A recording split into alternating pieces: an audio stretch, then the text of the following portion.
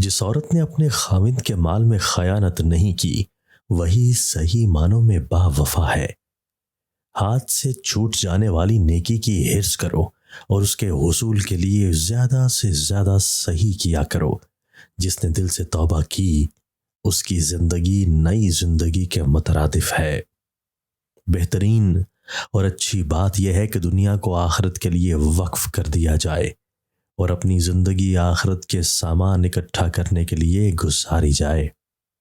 تعجب ہے اس انسان پر جو تقدیر کو حق جانتے ہوئے بھی دنیاوی مال کے جانے کے لیے پریشان رہنے کی بجائے اللہ پر بھروسہ کرتے ہوئے تسلی نہ رکھے۔ جو انسان یہ کہے کہ میں جنتی ہوں وہ جہنمی ہے، اور دنیا دار دنیا کے پیچھے دوڑ رہے ہیں اور دنیا اللہ والوں کے پیچھے بھاگ رہی ہے۔ حق بندگی یہ ہے کہ بدی کے عوض نیکی کی جائے، خدائے واحد کو دل سے پہچاننا اور زبان سے اقرار کرنا اور اللہ کی بات نہ ماننا سب سے بڑی منافقت ہے۔ سب سے بہترین نصیحت یہ ہے کہ تو ہمہ وقت موت سے ڈرتا رہے۔ انسان کی عزت دنیاوی مال سے نہیں بلکہ نیک اعمال سے ہوا کرتی ہے۔ سچے انسان کی دو نشانیاں ہیں، اطاعت کو مخفی رکھتا ہے اور تنہائی میں رہ کر نفس پر قابو پاتا ہے۔ اپنی بساط سے بڑھ کر دوسروں کو خوشیاں دینا ہی سب سے بڑی خوشی ہے۔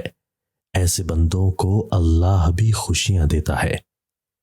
قبر میں آرام سے رہنا چاہتے ہو تو تلخ زندگی گزارو، خوف الہی سے دل اور آنکھ کو مزین کرو۔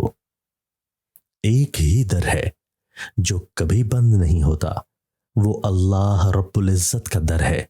اللہ تعالیٰ کا دربار نا امید ہونے کا دربار نہیں ہے۔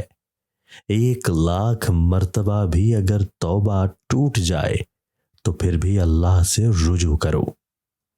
زندگی کا مزہ اس وقت دوبالا ہو جاتا ہے جب دوسروں کے لیے زندگی گزاری جائے، دوسروں کے لیے درد محسوس کیا جائے۔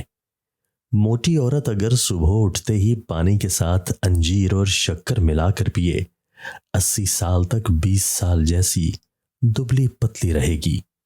دینی عورت وہ ہے جو ہمیشہ خود نمائی، خود ستائی اور ہمہ اقسام برائیوں سے دور رہے۔ بھوک صبر کے ساتھ ایسا بادل ہے جس سے باران رحمت کے سوا اور کچھ نہیں برستا۔ معصومیت حسن کا پہلا لبادہ ہے اور یہ ایک ایسی خوبی ہے جو ہر ایک کو بھلی لگتی ہے۔